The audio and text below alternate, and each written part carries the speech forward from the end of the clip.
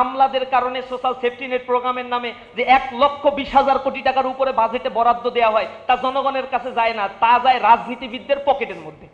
এগুলো কমাতে হবে, এই ব্যাপারে টাস্কফোর্স গঠন করতে হবে এবং অ্যান্টি করাপশন কমিশনকে স্বাধীনভাবে এখানে কাজ করার অনুমতি দিতে হবে। দ্বিতীয় হচ্ছে আমলাতান্ত্রিক রেট্রিপিজম, আমলাতান্ত্রিক যে জটিলতার কারণে এই বাজেটগুলো প্রপার ইউটিলাইজেশন হচ্ছে না। এই জিনিসগুলোকে আগে মাথায় রেখে যদি সরকার তার বাজেটের পলিসি, ফাইন্যান্সিয়াল পলিসিকে ডেভেলপ করতে পারে, তাহলে সেটা আলটিমেটলি একটা ভালো রেজাল্ট দিতে পারে।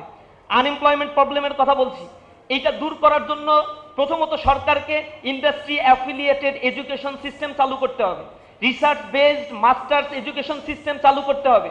তার স্কুল এবং মাদ্রাসা কলেজের শিক্ষার ক্ষেত্রে কারিগরি অ্যাফিলিয়েশন লাগবে, যেটার ক্ষেত্রে মোটেও তাদের সদিচ্ছা নাই। এখানে শিক্ষা ক্ষেত্রে যে বাজেট বাংলাদেশে দেওয়া হয় তার টোটাল বাংলাদেশের বাজেটের 12%, কখনো এটা 13% হয় টোটাল জিডিপির।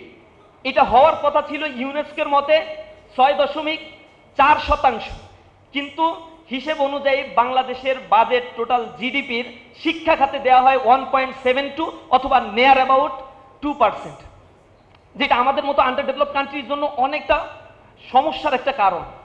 আপনারা সাউথ কোরিয়ার কথা জানেন, সেই দেশ 60-এর দশকে বাংলাদেশের ইকোনমির অনেক ইন্ডিকেটরই সাউথ কোরিয়ার চাইতে অনেক ভালো ছিল 60-এর দশকে।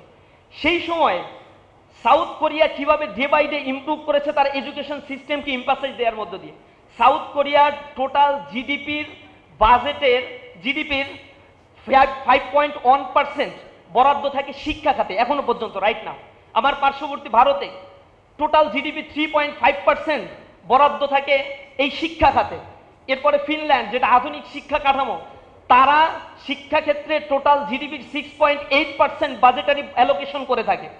এরপরে আমরা পার্শ্ববর্তী আরো অনেক দেশগুলোর কথা জানি, শ্রীলঙ্কায় অথবা মালদ্বীপ, এইসব সমসাময়িক সময়ের আমাদের গড়ে ওঠা চায়না, এই দেশগুলো বা মালয়েশিয়াতে 4.4 জিডিপি টোটাল অ্যালোকেশন করে থাকে।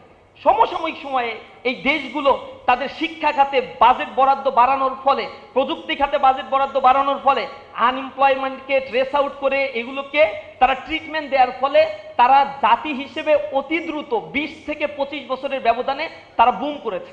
অর্থনীতিতে এই বিগ পুশ দরকার। এই বিগ পুশের জন্য শিক্ষা খাতে ইসলামী ছাত্র শিবিরের স্পেসিফিক পরামর্শ হচ্ছে সেখানে অবশ্যই বাংলাদেশের বাজেটের 18 থেকে 20% বরাদ্দ দিতে হবে। এখন যে বাজেট বরাদ্দ দেওয়া হয় তা দেওয়া হচ্ছে শিক্ষকদের বেতন দেয়া আর হচ্ছে অবকাঠামোগত উন্নয়নের জন্য এই বাজেটগুলো বরাদ্দ দেওয়া হয়।